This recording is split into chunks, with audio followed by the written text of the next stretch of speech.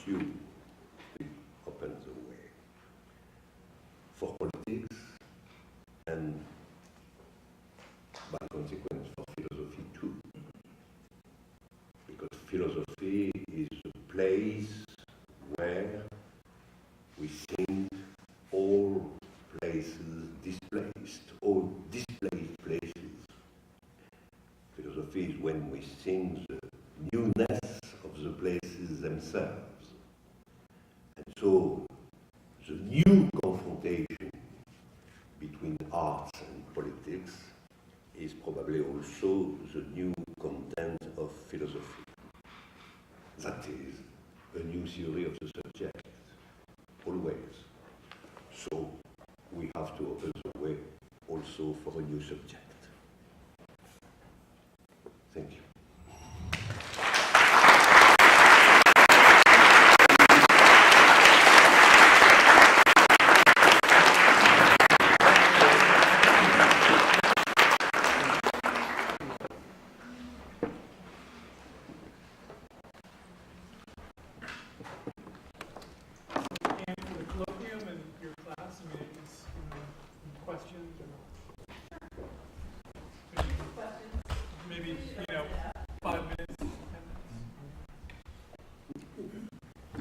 Speak slowly. Okay. Okay. In your text entitled Metapolitics, in the last essay you define the political event, and there are 4 truth procedures, and the political event being one of them, or rather politics as a truth procedure. But it seems to me as though it's not entirely an independent procedure, because you use a mathematical formula to define it for us. But then again, mathematics is not one of the 4 procedures of art, love, politics, and science. So my question is mathematics a sort of 5th non-truth procedure that is the very condition of the other 4? It's a sort of parasite that allows the other 4 to exist. Or is it something that we are supposed to presuppose as a truth procedure, and therefore it's not worth mentioning it? The question of the exact function of mathematics has to be, in fact, discussed immediately. Mathematics is of real importance for philosophy for one reason, which is that contemporary ontology is always a theory of multiplicities. It's not an absolutely general determination, but today we know the sequence, the present sequence of philosophy.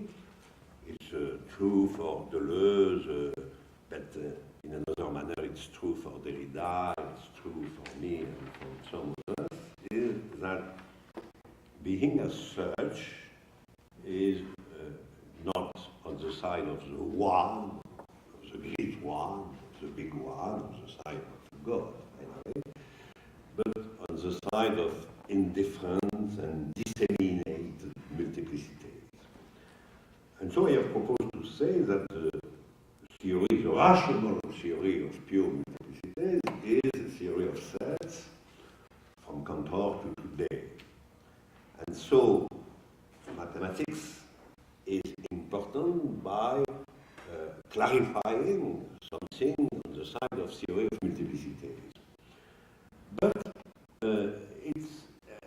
it's a local importance. It's not a global one, because ontology, as such, is not the most important part of philosophy.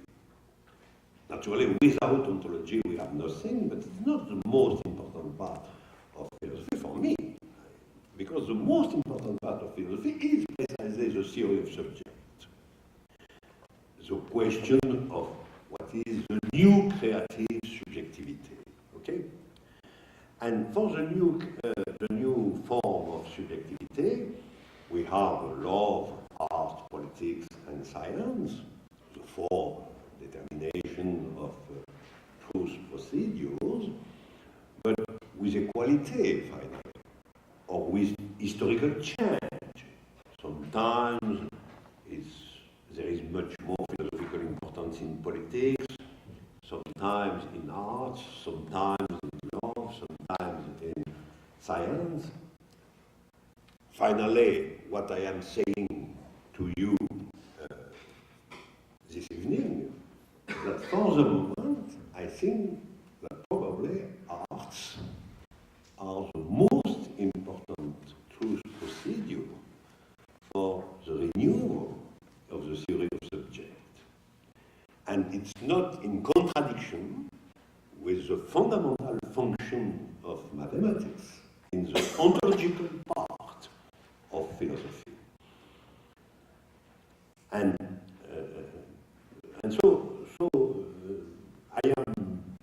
my conviction is that today the question of ontology is clear and the question of the subject is not really completely clarified.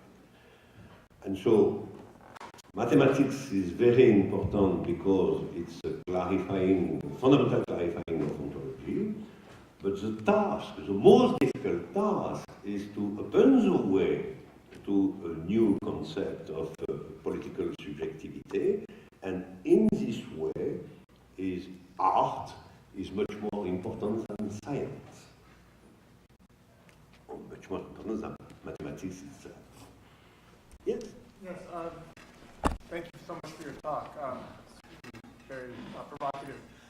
And while I truly admire the brilliance of your logic, and I'm awed by it, I also have some reservations that maybe you can address. One is this.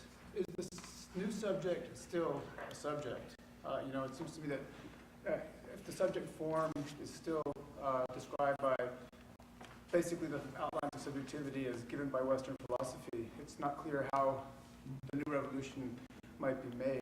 And second of all, related, where is techno-capitalism in all this? I mean, it seems to me that part of the disappearance of place and the reorganization of subjectivity can be thought in terms of massive mediation. Not a little more slowly.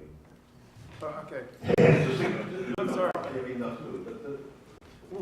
Just now. Where is techno-capitalism in the sort of matrix of relations that you describe? It seems that one of the things one can think about techno-capitalism is precisely this reorganization of subjectivity and the bringing into being of new subjective forms, which may not even be describable in terms of subjectivity. If that's the case, then isn't art also sort of contaminated by mass media, by television, by all those creations of these new kinds of practices which don't fit into prior subjective relations?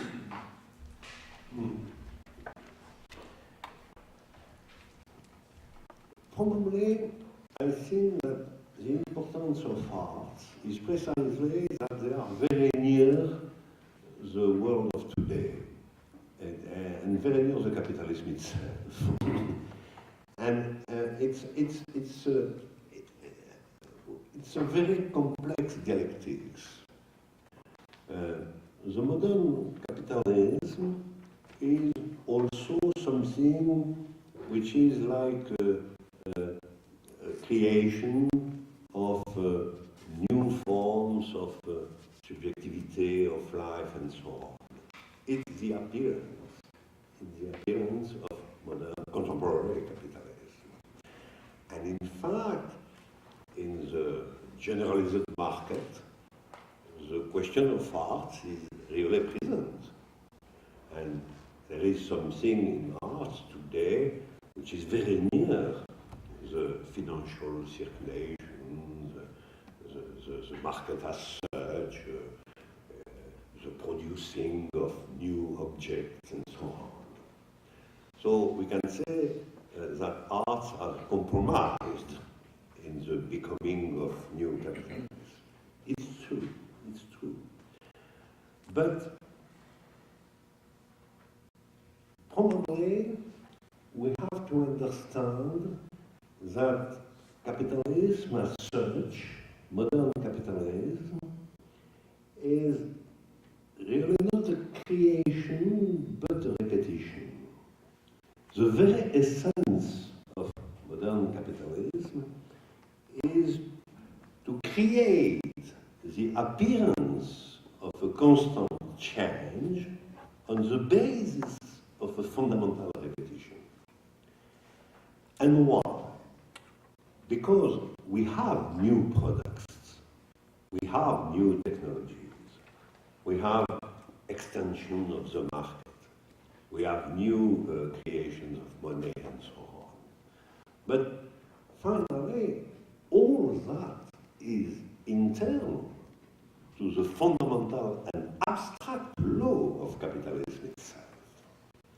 All that is reducible, in fact, to the nothingness, the name of which is money.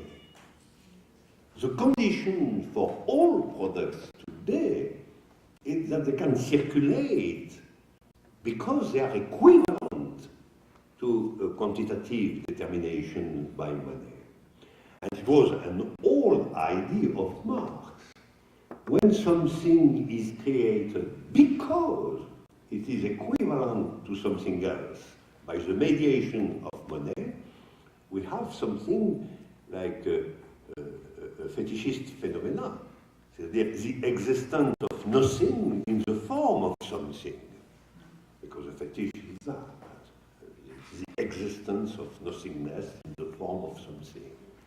And so the artistical experience today, in its radical form, or maybe in near impossibility, is to reverse the capitalist movement. Because the capitalist movement is to create the appearance of change on the basis of repetition of nothingness. And the artistic creation inside all that, and sometimes compromised by all that, is to create a new positive experience, subjective experience, from appearance itself. And so the relationship between appearance, being, and nothingness is not at all the same. It's the reversal of the capitalist experience. And there is something in common, which is that you play with appearance in the two cases, but in the artistical experiment is to create a new present, and in the capitalist way is to suppress all present. Because in the real capitalism, you have products, objectivity, and novelty, but without any present. Without any present. There is always something like a complete connection between past and future with suppression of the present as such. And if a truth is a new present, that is my philosophical conviction, artistic creation today has to reverse the capitalist order in its center itself, that is the suppression of present by the constant novelty. And in art we have to create novelty, but in the form of a new present. And that is why it's true that there is close relationship between capitalism and artistic creation today, but in fact, finally, a complete opposite goals.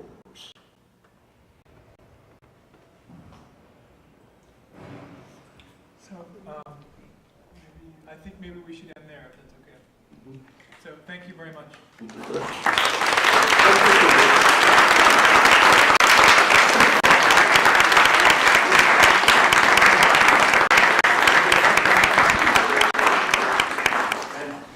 I am very sorry because you have to explain by yourselves some parts of the paper.